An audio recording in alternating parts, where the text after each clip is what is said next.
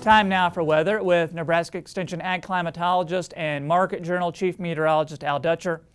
Al, it seems like the coldest weather is behind us for the season. What do you say we celebrate with a good forecast? What have you got for us today? Well, Troy, you're exactly right. We have gotten to the point of the year where we shouldn't expect a lot of long-lived Arctic events, and very few of them probably are going to come down the pipeline as we get more spring weather into the region. And we've been seeing that off and on now for the past 5 weekends. We're going to see warm temperatures again this weekend. Definitely a different pattern than we've seen last year, where we were buried in snow up to this point, and we're still getting close to when the bomb cyclone hit us and caused all the extensive flooding. So we'll take the kind of conditions we've had. The drier weather is concerning in terms of fire danger. We've had several red flag events this week already.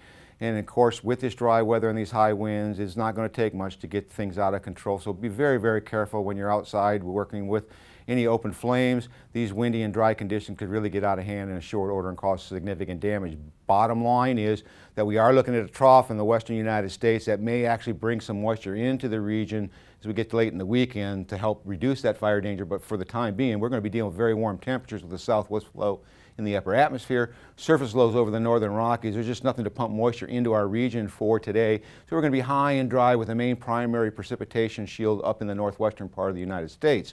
Now, as we go into tomorrow, we'll see that trough separating somewhat from the northern flow and digging out into the southwest. And it'll a series of low pressure systems at the surface.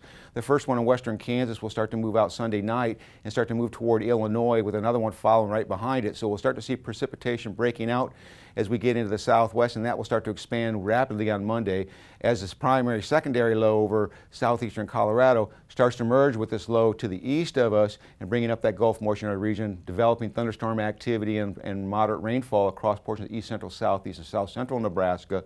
And then that will move rapidly to the east as we get into Tuesday. That low pressure starts to try to push its way onshore. Another piece of energy will eject out of that upper air low over the southeastern portion of Colorado, which may allow to have, with the northern stream, allow some moisture to develop across northern Nebraska.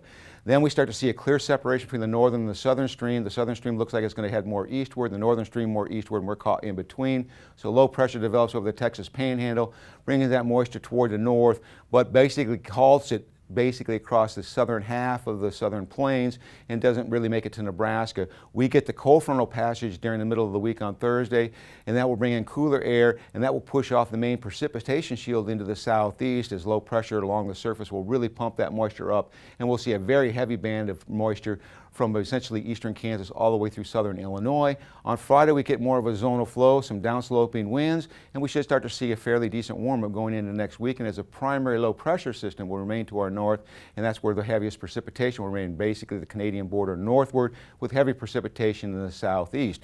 Now, as we go farther into the future, from next Thursday through the following Tuesday, high pressure once again, it looks like it's going to build in for next weekend with very warm conditions in terms of precipitation. Although we are showing an elevated chance for above normal precipitation, the primary influence will be back into the desert southwest.